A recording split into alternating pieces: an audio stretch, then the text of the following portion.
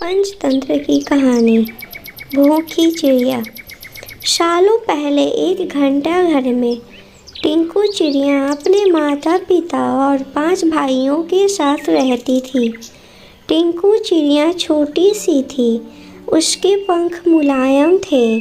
उसकी माँ ने उसे घंटा घर की ताल पर चहकना सिखाया था। घंटा घर के पास ही एक घर था जिसमें पक्षियों से प्यार करने वाली एक महिला रहती थी। वह टिंकू चिड़िया और उसके परिवार के लिए रोज रोटी का टुकड़ा डालती थी।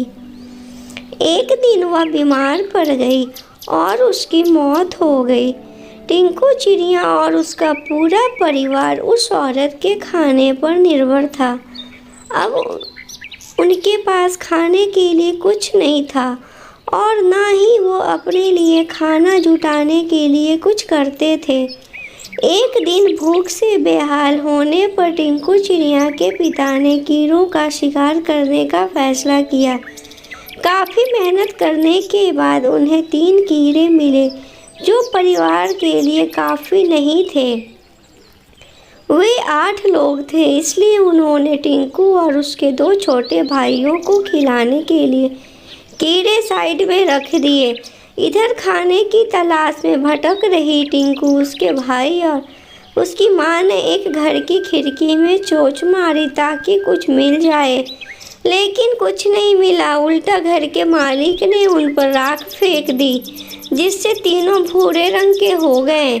उधर काफ़ी तलाश करने के बाद टिंकू के पिता को एक ऐसी जगह मिली जहाँ काफ़ी संख्या में कीड़े थे। उनके कई दिनों के खाने का इंतजाम हो चुका था। वह जब खुशी खुशी घर पहुंचा तो वहां कोई नहीं मिला।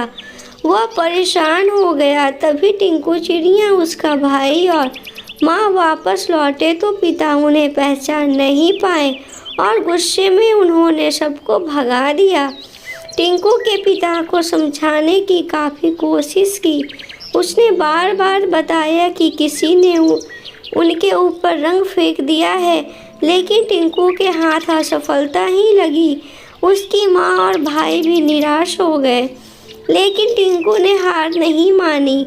वह उन्हें लेकर तालाब के पास गई और नहलाकर सबकी राख हटा दी।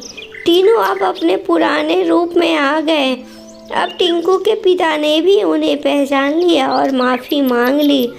अब सब मिलकर खुशी खुशी एक साथ रहने लगे। उनके पास खाने की कमी नहीं थी।